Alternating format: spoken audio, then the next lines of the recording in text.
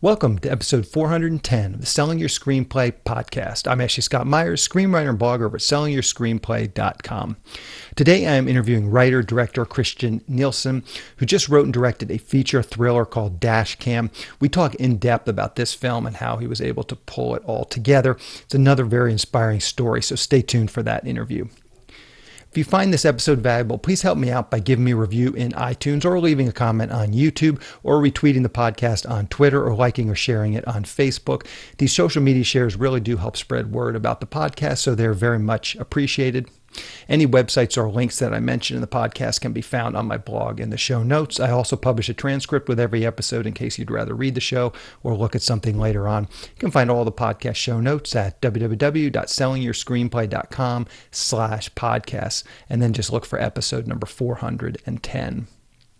If you want my free guide, How to Sell a Screenplay in 5 Weeks, you can pick that up by going to sellingyourscreenplay.com/guide. It's completely free. You just put in your email address and I'll send you a new lesson once per week for 5 weeks, along with a bunch of bonus lessons. I teach the whole process of how to sell your screenplay in that guide. I'll teach you how to write a professional logline and query letter and how to find agents, managers, and producers who are looking for material. Really is everything you need to know to sell your screenplay. Just go to sellingyourscreenplay.com/guide. So a quick few words about what I'm working on. I've been working on a couple of things. We're still getting the deliverables together for the Rideshare Killer, waiting on the poster. But the designs team did send us 3 mock-ups to look at. They all look pretty good. So now it's just a matter of deciding which one is the best one to use, or maybe tweak them a little bit, or maybe even use some of the elements from the 3 different versions. But that's what we're going to be doing here. The next week is just going back and forth with our designers. But it is moving along nicely, and hopefully I'll have a completed poster here to show everybody very shortly. I think I have found my theater for the film festival next year. It's kind of Hollywood, East LA area. So I'm trying to negotiate a price now, but it's looking good. These folks seem really nice, and they run festivals in this theater. In fact, I went and looked at it a couple weeks ago, and they were doing some sort of like an experimental film festival there. So they're kind of set up for festivals and seemed like cool guys. So just emailing with them, trying to get sort of the details all ironed out. But hopefully I'll have an announcement for that as well soon. I'd like to launch the film festival along with next year's SYS Screenplay contest all at the same time. So I'm hoping, by February, I've got everything ready to go. I'm also getting ready to put together our annual budget list, which is our yearly publication that we send out to all our producers, highlighting the best low-budget screenplays. Obviously, a lot of these screenplays come from the contest that we run, but also scripts that the readers pull out throughout the year. If you've gotten a SYS script analysis, I'm going to go back to all of my readers and just say, hey, were there any scripts this year that you guys read through the analysis process that you thought really should be highlighted and pull out? And they'll make some recommendations, and then I'll look those over, and then we'll come up with a list of, 3, 4, 5 scripts, and then plus the contest scripts, and those will all be included as sort of our best of the low budget scripts for the year. And as I said, we send it to all our producer contacts. This is actually going to be our 5th year. And every year I seem to get a little more traction with this. More people ask about it and are reading it. So that's all very good. If you had a feature script in the contest and you were a quarter finalist or better, I sent you out an email on how to get that script listed in the SYS database. And that's where we really need the script, because throughout the year, I'm going to have producers looking through the database. And if the script is listed in there, I've created a little tab that basically says, producer can log into the database, and then they just click a link that says, view all the 2021 SYS Screenplay Contest winners. And so if you go and input your script into that, you'll be listed when the producers are searching for that tab. So again, you should have gotten an email from me if you're a quarter finalist or above with a feature script. So definitely check that out. And if you have a minute, definitely get your script into the SYS database, because it's definitely going to be a way that I can get some more eyeballs on your script throughout this coming year.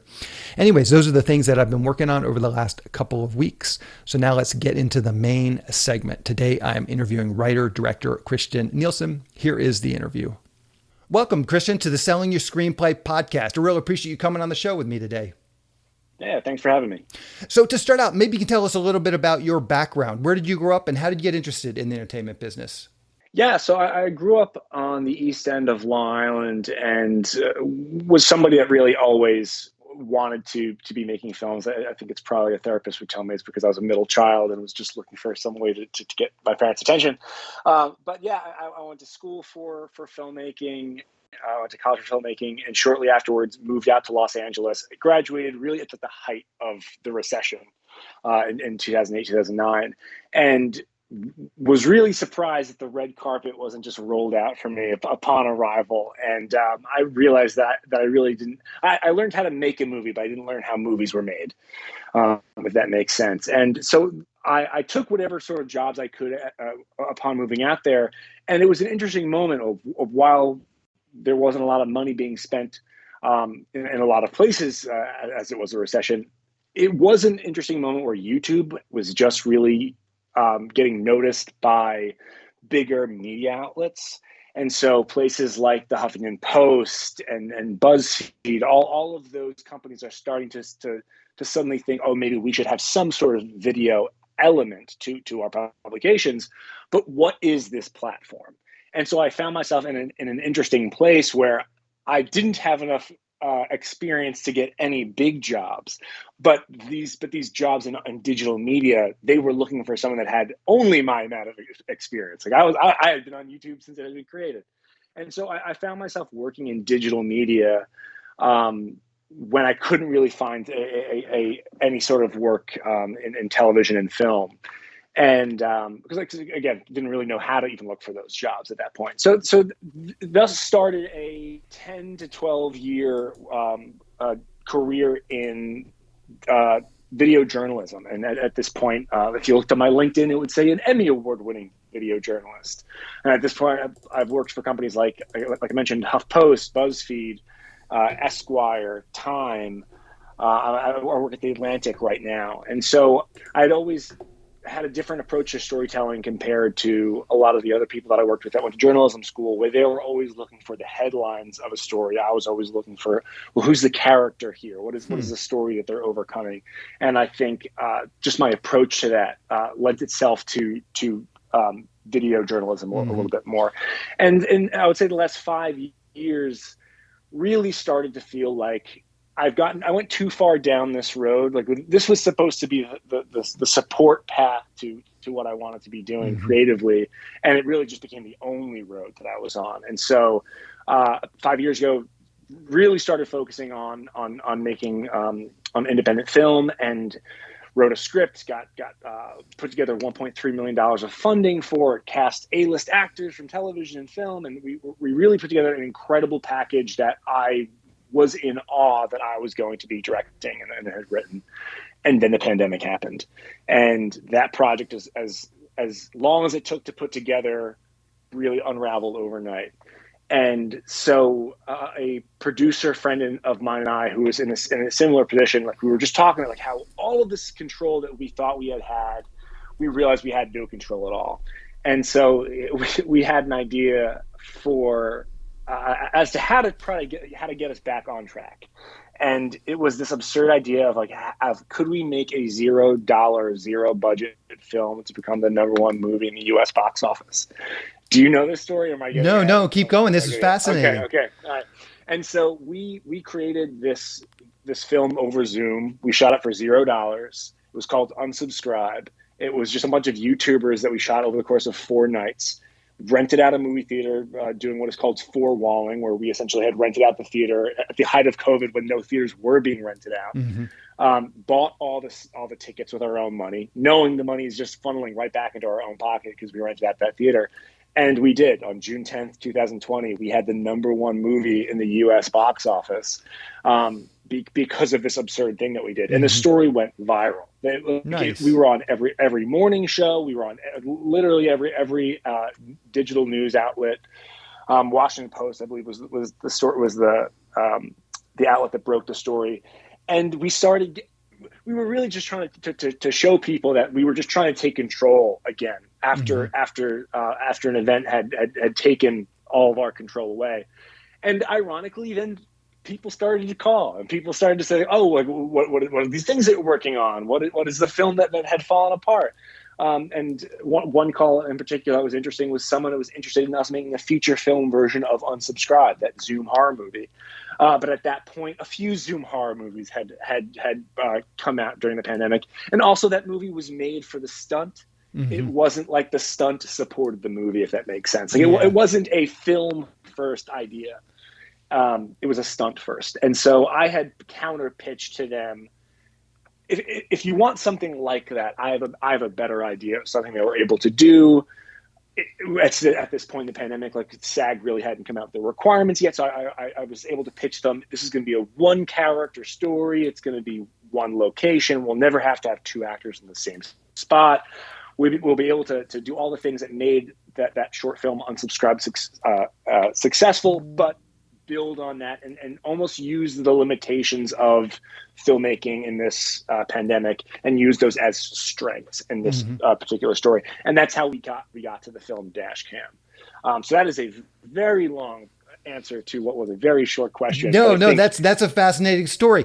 There's a fascinating story, and there's a couple things I want to pick apart on that. Number one, just first, when so much of the entertainment industry is disappointment and rejection, and I'm sure putting this movie together, this $1 million movie together, took a lot of effort and stuff. How do you dust yourself off? I mean, this is part of the process. If you're going to go into this business, you have to kind of get used to some real disappointments. But how do you just psychologically just dust yourself off and get up and keep moving forward in the face of something that can be really disappointing?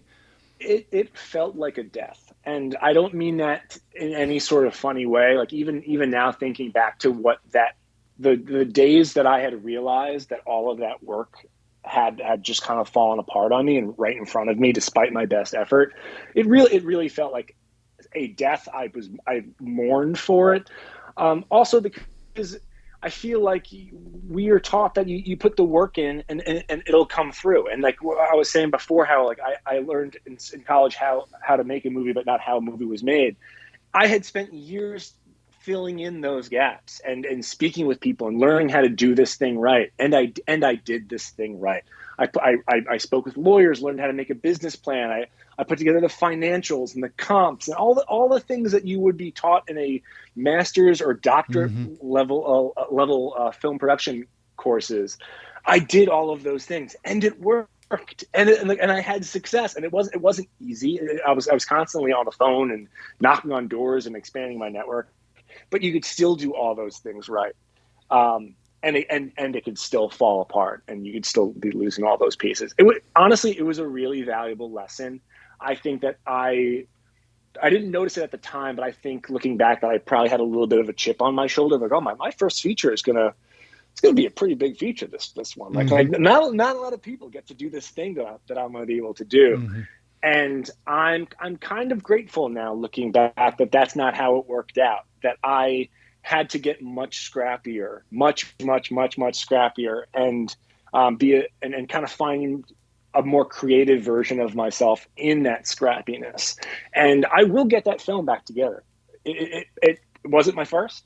It probably won't be my second. But when that film comes together, it is going to be a much more successful film, I think, both as a storyteller and as a producer, than it would have been if it was the first film that I had produced. Gotcha. So let's dig into Dashcam here, and maybe to start, you kind of gave us a little bit of preamble, but maybe you can just give us a logline or pitch. Like, what is sort of the logline for Dashcam? Yeah, so Dashcam is a psychological thriller that follows an editor who's working from home, who is just working at his local news station, and he's working on what he believes to be a cut and dry story about a police stop gone wrong that resulted in the death of both the officer on duty and the driver that was pulled over. And while this editor is working on this story, accidentally stumbles upon some video evidence that he was not supposed to see. And so he uses his skills as an editor to analyze and really investigate this footage. And he thinks, do I actually have the opportunity to break a story on the morning news? Or is he seeing things that potentially aren't there? Gotcha. So let's just take us back a little bit. It sounds like, as I said, there were some things that were leading up to this movie, specifically with Unsubscribed, where you were kind of leading into this stuff. But how much of a movie like this, you sort of said it in a derogatory way that Unsubscribed was sort of a trick first, or kind of just, it was a fad first before it was a story. But how much of it do you have to lean into something like this, where there is some high concept, there is some marketability, and you had this, as I said, you were drafting off this unsubscribe. So how much did that sort of input, or how much input did this go into sort of formulating this idea? Sort of, and I'm really asking just like the marketing and sort of the business end and getting it to what you're saying, where you learned how to make a movie, but not how movies were made. Like, what are those lessons now that you're applying to this movie as you're thinking about what movie you want to do?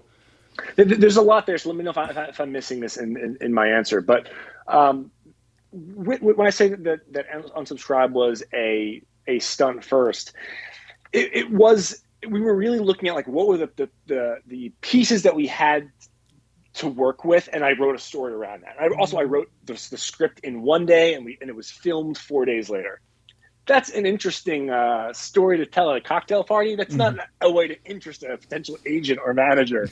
Like no one wants to hear like you really rushed through it. But we had known at that point that we had access to some of the biggest YouTubers that are on YouTube, and we knew that with their availability, we knew some were available for 4 days, some were available for 2 days, and so I really just wrote a horror script around that. I wrote a horror movie that takes place on Zoom, and I had never seen Unfriended. I had never seen Searching. I hadn't put in the research that a filmmaker would put into that field when I did that. All I knew was I was thinking, what if Rear Window happened on a Zoom call? And didn't think beyond that and putting it together. Like, and so when I say it was a stunt first, it was really, I had always imagined like, oh, this is going to be a really great YouTube. And then when suddenly it was everywhere in the press and people are looking at it, and we got hundreds of thousands of downloads and views, there was a moment I was like, oh, I really wish I spent some more time on this one. But things I learned about that. I mean, I had already known this of like, you shouldn't go into a story, really any film, even if it is a stunt, without it having the merits of a good story. And I don't think that was true for Dashcam. Like Dashcam is born out of my love of new Hollywood films, specifically those psychological thrillers that you see in the 70s and early 80s. And I was also aware that I probably could have told an interesting drama that took place in this time, but I hadn't seen a screen life thriller that was really done in the way that we had done Dashcam. And also I hadn't seen one that merged screen life with what we think as more classic filmmaking styles. So I saw that there was an opportunity to mix and match things that were already proven and successful in this genre, but also tell a story that also felt unique in this time. I was really aware when we were making this that while there was no discussion about what movies were being filmed, especially when we made this in summer of 2020, when we were shooting this in summer of 2020, I knew that we were going to see an insane amount of what we would call pandemic films later on. So it was important to me that whatever Dashcam was, I knew I couldn't ignore the pandemic, but I didn't want it to be able to be lumped easily into that conversation. So I've been referring to it now as it's pandemic adjacent, in that it really does play on the confusion that we felt in the moment. It really plays on the isolation, the amount of virtual gatherings that we were seeing, the disturbing video evidence of police brutality. It really felt of the moment we were in, but the pandemic itself is never brought up. When a character is wearing a mask, it's because they're agoraphobic, we've heard that they're kind of a germaphobe. Why they're a germaphobe isn't really explored. So it's again pandemic adjacent, but I was aware that when we were working on this film that we were probably going to be released in a moment where there were a lot of these. And I was trying to get ahead of it being somewhat of a tired concept already. What I didn't expect, though, was the movie premiered in our film. For anybody that hasn't seen it, talks about a conspiracy going on with the New York State governor and a cover-up of some unspecified investigation. The New York State governor, like the sexual allegations that came out against Governor Cuomo, dropped literally the week that we premiered. So people were tying those together. It's like, I did not time that And so, in this day and age, because you mentioned a whole rash of sort of very topical issues like police brutality and, the dash cams and the body cam footage that policemen have, all of that sort of stuff. How much does that play into, just as an artist, what you're trying to say? And it seems like America right now is so polarized. If you go a little bit too far this way, it sounds sort of, oh, you're bashing Cuomo in this. Are you a Trumper? How much of this stuff plays into sort of your thinking and what you want to say as an artist? And how do you navigate that minefield of being lumped into one of these two camps? Yeah, and that's a great question. I started this by being aware of what was off limits. And so first and foremost, I am a white filmmaker. I didn't think touching any story that touched on Black Lives Matter was my story to tell. I didn't think that my voice really needed to be injected into that conversation. But I did think I could have a conversation on trusting sources of news that we're seeing, and the way that when we see evidence of police brutality, how that feels as a human being. And so I was aware of that line and was very conscious of how I was walking that throughout the making of the film. And then as far as being polarizing, yeah, it's a great point. I think that someone watching this film shouldn't be able to see my own politics in it, because I don't side with either viewpoint. All I'm kind of saying is our expectations of reality sometimes cloud how we view that reality. And there's a lot of examples of that in the film. Jake will see a Halloween costume, but he's already come to a judgment of that person. So he believes that their Halloween costume is a certain costume upon viewing of it, and then realizes that if we didn't have those context clues that he had just given us, we would clearly recognize that costume is something else. Mm-hmm. When his girlfriend Mara later in the film is being presented the same evidence that he is out of order, she comes to a completely different conclusion that he has. So our expectations of reality, I think, really clouds it. And I don't think that's a political stance. I just think that is an acknowledgement of how either side of the aisle believes and grabs hold of information and weaponizes information that fits them and fits their narrative. Mm-hmm. I don't think that I've done either of those in this. And I even think Jake throughout the film doesn't really even know where he kind of falls. But it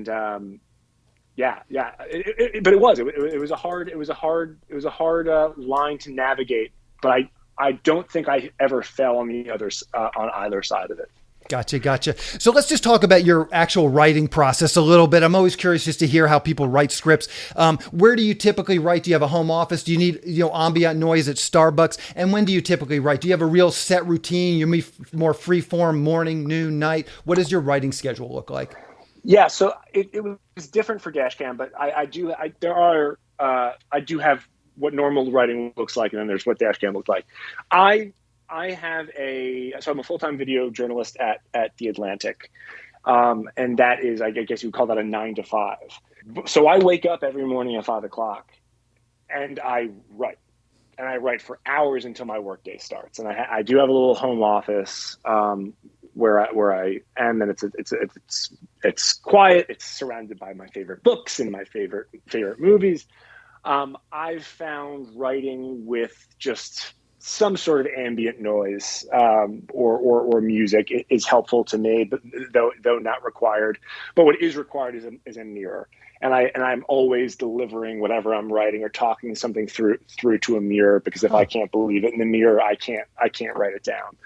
I don't give myself limits as far as what I'm going to write, but I do have to write until my workday starts. And so some days that's 3 pages, and some days that's 10 pages. Mm-hmm. I also never go back through what I'm writing until I've completed it. But what is interesting, and this is something I haven't found somebody else that works this way, but this has worked really, really well for me. But again, I did not do this for Dashcam. I finish a script. Maybe I'll go back and clean it up to the things that I knew that I had to clean. I then put it on the blacklist, and I pay for 2 evaluations people that are not going to, if you're familiar, you're going to get people that are going to critique your script, give you notes, but I don't give them any log lines. I don't give them character bios. I give them absolutely nothing about my film, because I'm going to get feedback from people that are just cold readers. And eventually this film is going to go out into the world, and it is going to be read by people, and they might not read my log line. They might not read the pitching materials that I'm giving them. They're only going to have this script. And so I feel that this, especially this early in the process, is invaluable. And then you get that feedback. That just generally takes a week or two to get that. While I'm doing that, I go through the script and I use index cards, and I write out every single beat that has happened in the movie on one side of the index card.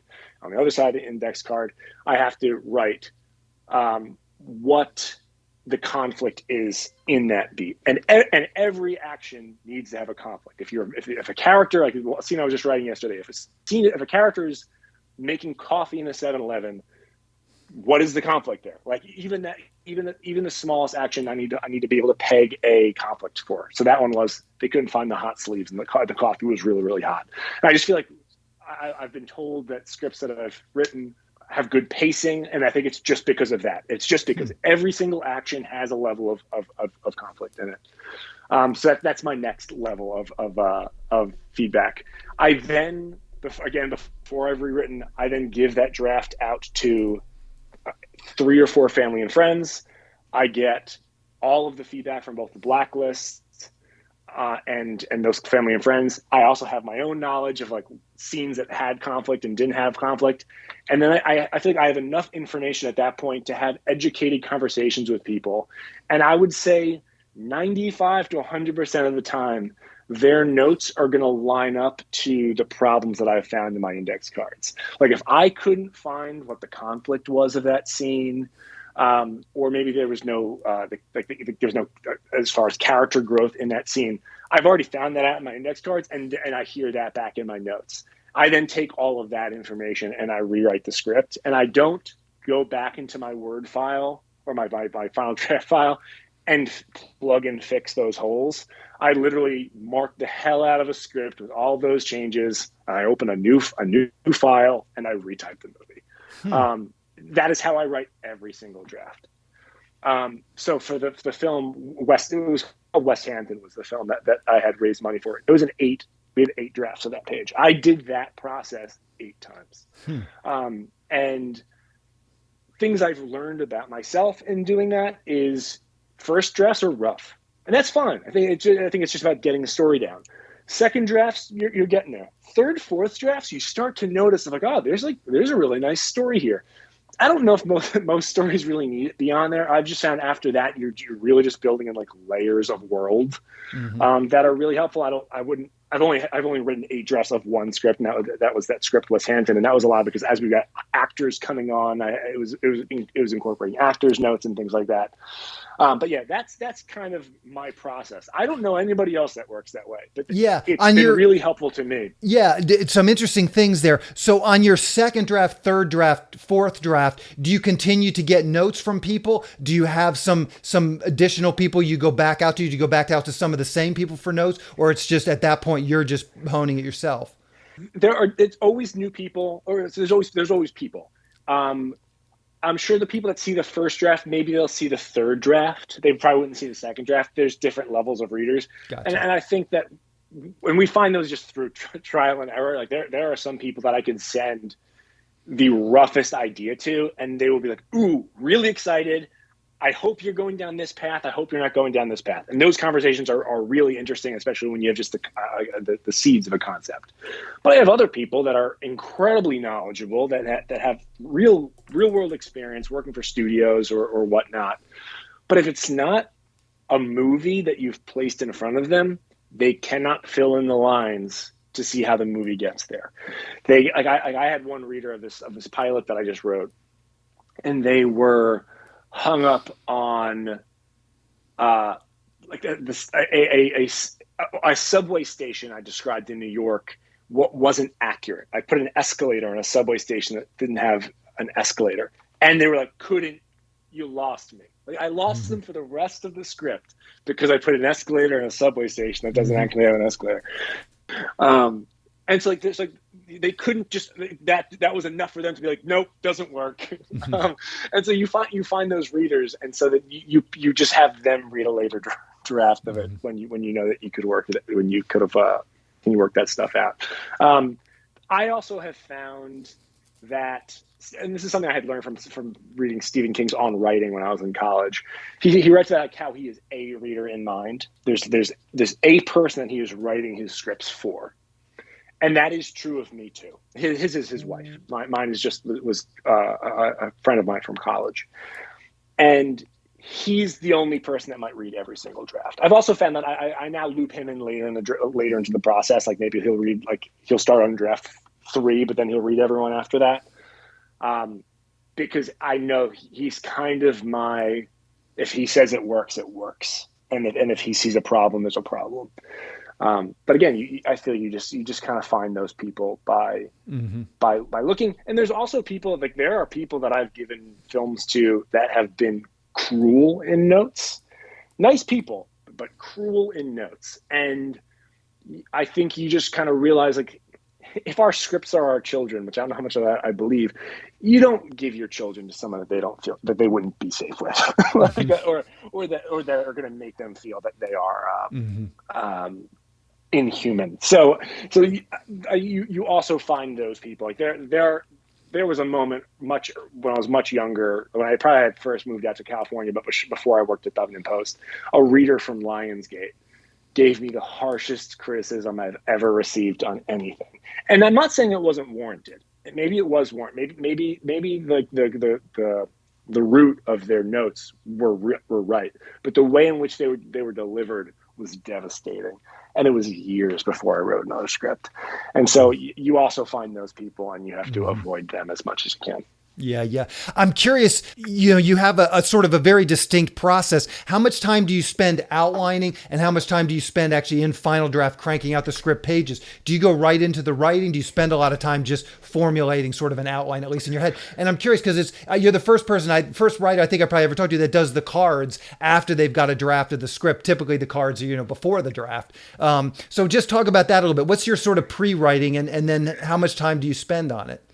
Yeah, I figure out major beats before I write it, but I'm beholden to none of them. There was a script, I abandoned this one because it just wasn't working, but it just started going in its own place. And the characters I had created just kind of they just interacted in a way that was slightly different than I had imagined them interacting. And so I was like, I'm just going to kind of let these guys go. But I did. It's not the best example because I did abandon it, because when I got to like the end of the third act, I was like, "Where did this film go?" And I just realized that it was probably just the wrong characters to tell in that story, because they felt fully realized, and they felt like people that I would love to watch in a film. But they definitely felt like they were connecting the dots of the beats that I had put together. Like they should have been in some heist film, not some indie road trip movie. But I've lost track of your question. Yes. I roughly write out the beats. Like, gotcha. I know, like, if there's I'm familiar with like the traditional story circle. And so I might look at that. Are you familiar with that? Do you want to break that down? Or yeah, so like it's going to start with like, well, what is the normal life of this character? Let's sit in on this. Let's establish that a little bit. What's the inciting incident that's going to happen to him? That the next beat, we'll call it the end of Act 1, as unhelpful as that is, but that is going to be he's now been forced to change, and he's going to commit. And I'm saying he, but it could be a he or she. Act 1, end of Act 1, he's going to commit. The midpoint of the movie is going to be it's going to match the ending of our film, but it won't be on his own terms. Like it'll feel right, but everything about it will be wrong. So what is that? Then the all is lost. How do we take all these things away from him? And then the climax, his final action to get back to everything he wanted, but on his own terms. And then the return, it's on his own terms. Now he's happy. I'll throw things in that circle and then start writing. I just need to know that there's a shape to this. Mm-hmm. And it also helps me of like when I know with that what the all is lost moment is, or I guess the low point, as like Sid Field would say. When I know what that is, I could then create a story in that normal life part that makes this particular character the worst person ever to be in this story. Mm-hmm. So if I know that there's going to be this, I mean, Finding Nemo is a great example from, if you listen to the Script Notes podcast, they talk about this a lot. Like, we know that there's going to be a scene where Nemo has to swim, and it's going to be really difficult. So you make him a disabled fish, and then you give him 1 weak fin. Mm-hmm. And we establish that in the beginning, so that when we have that final action, we're just like, oh, you are the worst person for us to be rooting for right now, because you do not have the tools to make this work. So it's just a bigger obstacle to overcome. All that is to say, like, I also realize that, like, I've talked to people that have said to engineer a story like that is very unhelpful. And I completely see that argument. For me, it is just to see, like, all right, does the story that I've thought of have a shape? Can I get there? Can I get back to that return moment and tell an interesting story? I will then just start writing. I might instantly realize that the inciting incident, not the inciting incident I wanted. And then I'll just kind of create a different one. Maybe I'll like redo those points really quick just to make sure I'm not wasting my time. But yeah, I don't really need to see the full roadmap when I'm writing. It's just about finding the characters and finding some story that has a beginning, middle, and end. I'll find the themes later. I would say that's probably 100% true. The theme of the movie is never in my first draft. I find that theme later. Like the script Wes Hampton I was talking about, the theme of that film is like, you can't go back, you can't get home again.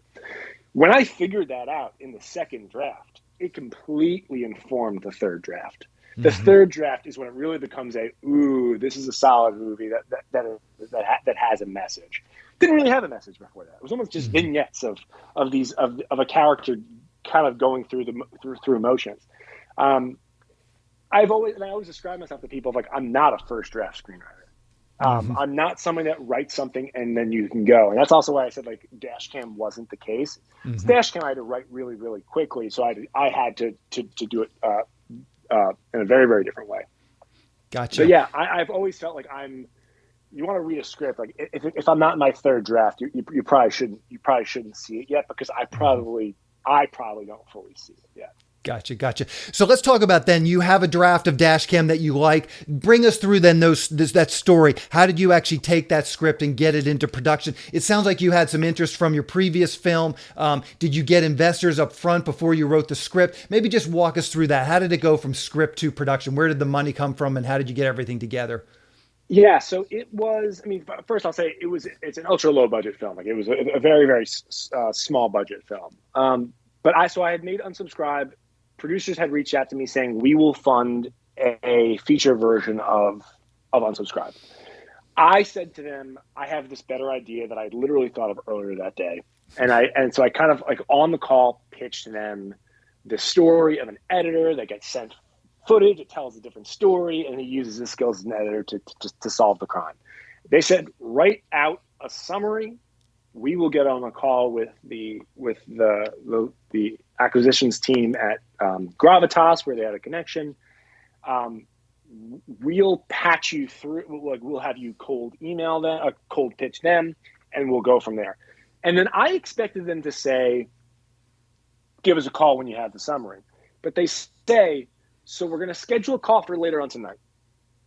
And so it was just I have to just figure this out. And so I just quickly wrote down, like, the story beats of, again, every beat that's going to happen in this movie. I think was probably a little bit more traditional, like, found the conflicts in that initial paper outline and figured it out there. Sent that over. It got greenlit on that call. They then gave me a production timeline that did not make sense. Like, even as scrappy as I was, I remember hearing a timeline being like, I don't know how any movie can get made in this amount of time, especially like if you're not really offering a lot of money. And what was that, like a 10-day shoot? They wanted you to shoot a feature in 10 days or 5 days or something? it was fully deliver this movie in 3 months. Like, I write gotcha. this thing, shoot it, edit it. Also, like, it's a screen movie. It's actually heavily VFX Mhm. because you're not actually recording a television, a computer screen. You have to recreate all that stuff. It's like that's if you're not hiring a graphics art team to do that, that's somebody, me, making those Yeah. making those elements to make them realistic. And so I knew that I really couldn't do that, but I had gotten them to 4 months, and then which they had agreed to. And so then, yeah, it was within a month I had written one draft of Dashcam. I had gotten some notes, and then had just kind of plugged those fixes in. In hindsight, and I don't know how helpful this is or how much the producers of the film would want me to say this. Like, in hindsight, I would have caught a big issue that we realized later on with the third act of the film. I think would have been caught in the rewriting of it, but because of this quick process, I didn't catch a problem that I would face later on. But yeah, and so it was written with, I guess you can call, 2 drafts in 1 month, and we were shooting it 3 days later. So it was very very very very very Mm-hmm. quick. We shot the film in a total of 14 days, shooting overnights in the East Village. I ended up having to take on about half of the budget as well, in addition to the money that we had made, that we had raised. And also, for people that are interested in producing, like how it worked for this, we had pre-sold the exclusive rights of the film To Gravitas? to Kamikaze Dogfight, who has an output deal with Gravitas. Gotcha. Yeah. So so our budget was essentially our, like, if you want to call that like an MG, but I wouldn't call it that. But yeah, like our sale of the film to Kamikaze allowed us to fund half of the film, and then we didn't qualify for any tax incentives, especially because New York had gotten rid of them at this time, for low budget films like ours. And so I essentially I just became an investor in the film and put my So own money into it. Kamikaze is the one that was set up this meeting with Gravitas for you. That's right. Gotcha. And how do you expect to make back your money, your own personal investment in the film? How is that laid out in terms of just getting your money back and recouping your money? Working with someone like Kamikaze, do they want their money first? Like, how does something like that work? So I'm not. This is probably what is true and what I'm allowed to say. So my path to making my money back, is actually quite straightforward, and I think has already happened. Though we're still so close to the release of this, I haven't seen any of it yet. They see, like, they are. I guess the way they imagine it is they are the distribution fee and the investment fee. Like, they kind of see themselves as that, of like they what is traditionally given to like that piece is goes to Gravitas. I make the traditional piece that would go to a filmmaker / investor, Mm-hmm. as well. And then a lot of this film was funded on me giving out points to my team, and so when money comes in and I'm paid back for the budget, like that, then that starts getting handed back. But thriller films, especially right now, most pandemic films are horror films, which I couldn't have foreseen that when we were making this film. But most pandemic movies turned out to be horror films. Not a lot of them are thrillers. Horror films do not sell on airlines. Thrillers sell really well on airlines. We've done quite well on international airlines. Gotcha. So we actually are only released at this point in the US and Canada as far as paid VOD. But we are already in Europe on airlines, and that's where we already had found some pretty significant success.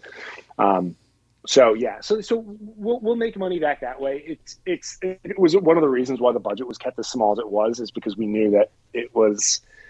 You can never say it's impossible to lose money, because people do it. But we made it as difficult as possible for us to actually lose money on this film, and so it was. A lot of the favors or a lot of the production partners that I had lined up for my previous film, I had to just kind of call up and say, hey, I know we were going to work on this much bigger one, but my hope is that this gets us back on track to make that one. Mm-hmm. And so I was able to get a lot of people to donate their time and their resources for a film that would have really been difficult to make otherwise. Gotcha. So I just like to wrap up these interviews by asking my guests if there's anything out there that they've seen recently, HBO, Netflix, Hulu, that they thought was really great and they can recommend to budding screenwriters. Budding screenwriters. So something that's like is screenwriting first. Sure. Anything you're watching? Is there anything you've been watching recently that you thought was really great? I mean, honestly, I'm watching a lot. A Criterion Channel has a collection of New York stories that I have, and I mentioned before, like love new Hollywood movies, like psychological thrillers of the '70s. A lot of those are New York centric stories. But watching through their catalog that they have on this New York stories thing it's been incredible just to see what independent filmmaking looked like in the city that I'm working in. Mm-hmm. At that time, like that's crazy. Also, like I love the history of New York City and the culture of New York City, and I feel like looking at these films is almost like something of a time capsule going back. I watched Pelham, Taking of Pelham 1, 2, 3, which I'd never seen the original one. Huh. That was incredible to see with the subway how that worked at that time. Also, they used a pristine, clean subway because the city wouldn't give them access to film on the dirty one. So it's probably I'm sure I saw a subway that was never as clean as it was at the time of the filming of that. But then I watched Martin Sheen's first movie called The Incident, which is filmed 10 years earlier on the same exact subway line. And it's just like there's something about that I really connect with. But for as far as screenwriting, I think the best screenwriting I've seen in a long time is Mervis, which I have to imagine a lot of people have seen at this point. It's been out for a while, but that I really feel like that was a masterclass on character development. I also I'm somebody that loves subtle story arcs, and if a character if they're starting an endpoint, if they're not terribly far, but they feel far for them, those to me are stories I really gravitate towards and lean in on. And to me, that really was the perfect example of that. So if you're interested in being a screenwriter, especially television, I would say you have to check out Mervis. Yeah, I've heard good things about it. I haven't checked it out yet, so that's a good recommendation. I'll put it on my watch list. How can people see Dashcam? You mentioned it's already out on, it sounds like the transactional VOD you're already out on, but what is your release schedule looking like here for this film? Yeah, so at this point, we're on anywhere you're able to rent or stream, purchase stream movies. You can find Dashcam, so that is going to be your iTunes, your Vudu, Microsoft, Google Play, Vimeo's, YouTube Rent, or whatever YouTube's version of that is. So that's where you can find the film at this point. We're going to be released in the UK in, I believe, February, and probably thereabouts, and the rest of Europe, hopefully. And then from there, we're hoping to get a streamer on board for the next window. But yeah, it's a small film, but it's one that the word of mouth really takes it a long way, and really gives it legs. And I would say if you like the film, give it a review on Letterboxd or IMDb, Rotten Tomatoes. That's how these films get seen. And if you don't like it, you can keep your opinion to yourself. Yeah, exactly. Perfect. What's the best way for people to keep up with what you're doing? Twitter, Facebook, a blog, anything you're comfortable sharing. I will round up the show notes so people can follow your career as well.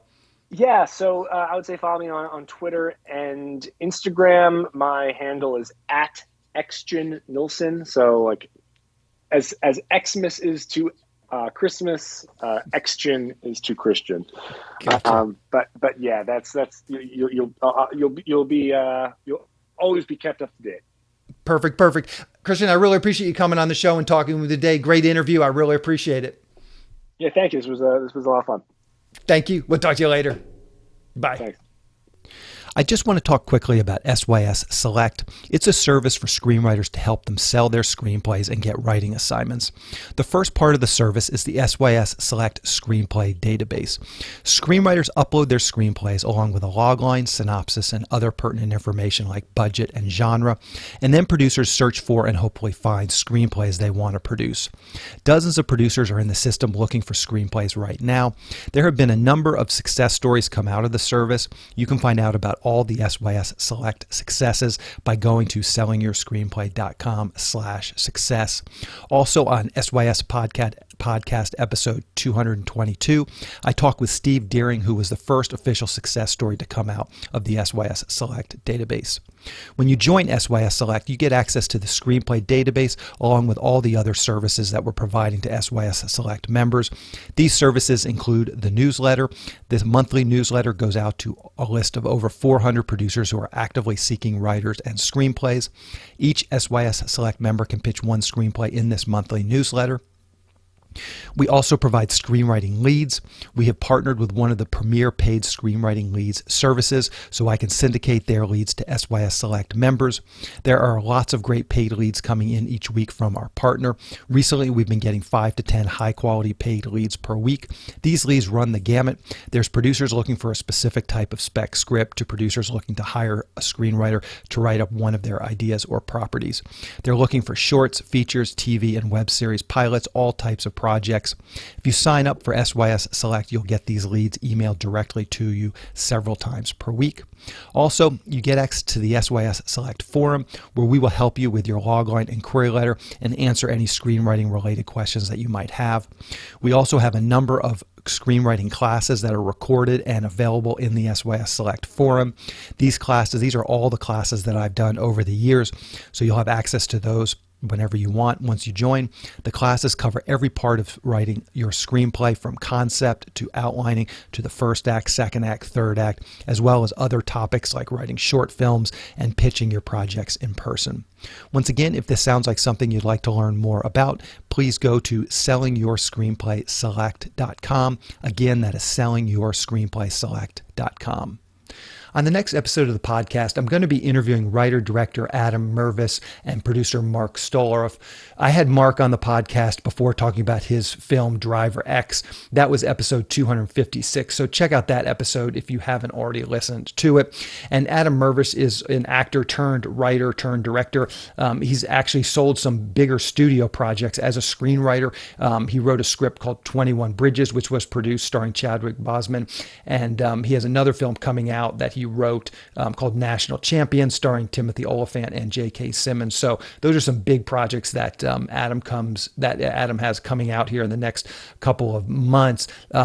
But next week, we talked to him about a much smaller film called The Last Days of Capitalism. This was a real micro-budget film, and Mark and he talked very openly about the budget, well less than $100,000, in fact, less than $50,000. It was all shot over the course of a week, and they got a suite in Las Vegas and got all their film equipment into this suite and shot basically the entire film in this suite. So again, it's another really great example, inspiring story of just some guys going out there, making things happen, getting a film done, and we really dig deep on the process, the writing of the script, and then ultimately as well the producing something like this on a micro budget.